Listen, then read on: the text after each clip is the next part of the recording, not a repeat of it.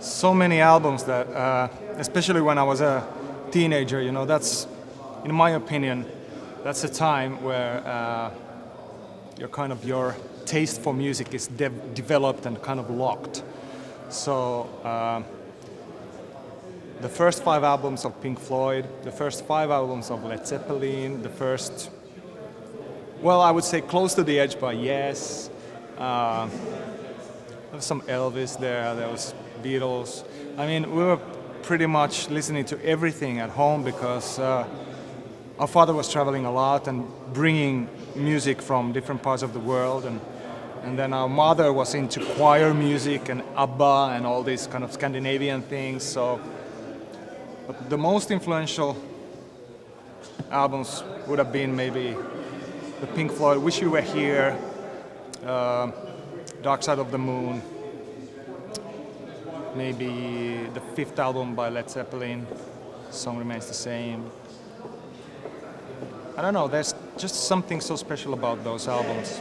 In that tender age, you know, somehow struck the strings, so I don't know.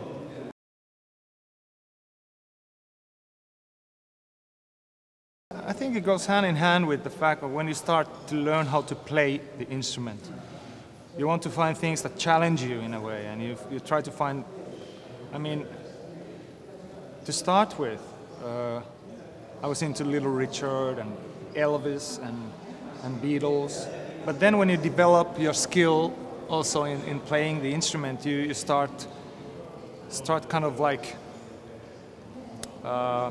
looking for bands and artists that kind of challenge you in a way that, you know, you feel like I need to learn that in order to be a better musician or like that. So in that sense, for example, Yes and bands that had more like maybe a little bit difficult songs to play, those were kind of the challenges that you were fighting with, and then you learn how to play those songs, and then you kind of felt that relief and that kind of like feeling of succeeding in it. I don't know, I mean, there were so many bands that we listened to be honest, because we were 3 brothers, and all of us 3, we had a little bit different taste for music. Like my little brother was into Iron Maiden, and I was into the Police, and my big brother was into Johnny Winter.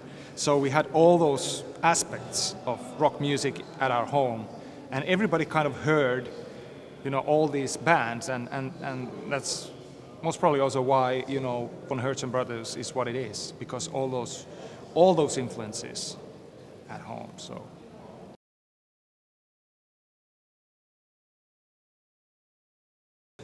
to start with, you know, the late 70s when I was really young, and the early 80s,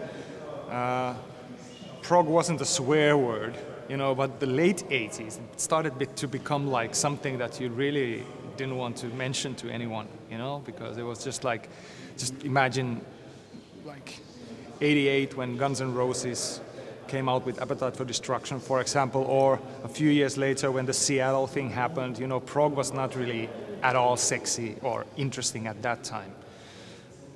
But in my eyes, like Soundgarden, for example, which is a big influence in our music, and they were prog all along, you know. If you listen to their riffs and if you listen to their songs, there's an element of prog, but nobody mentioned it aloud. And nowadays, it's like something that even the most like successful bands, like let's say Biffy Clyro here in the UK, you know, it's a rock band, but there are certainly prog elements in that music. So it's kind of like seeping through the prog elements of the early 70s into the mainstream. So, and I find it very, actually, it's a good sign for a band like us, you know, who have that passion towards prog music and have that kind of like drive to create songs that do have like a deeper meaning or have a little bit of a journey within the song. So yeah, I feel it's a very good sign that prog is not a swear word anymore.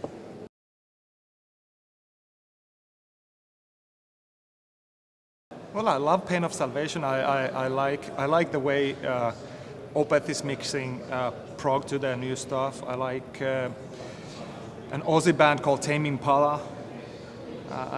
There are few bands like that.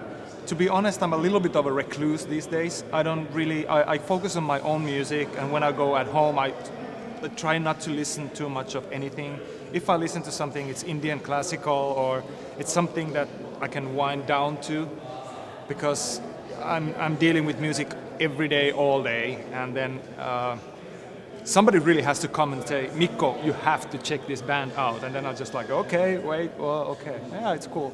But I'm not like, I don't have that kind of search mode anymore, because I try to, my world is more going within these days than going outside. You know, I try to find a thing. You know, I'm kind of on a spiritual journey in a way. It's my everyday life now, and I don't really know what's going on in the rest of the musical world. I just try to make my own music somehow interesting to myself, and I hope that kind of, you know, finds people and listeners as well.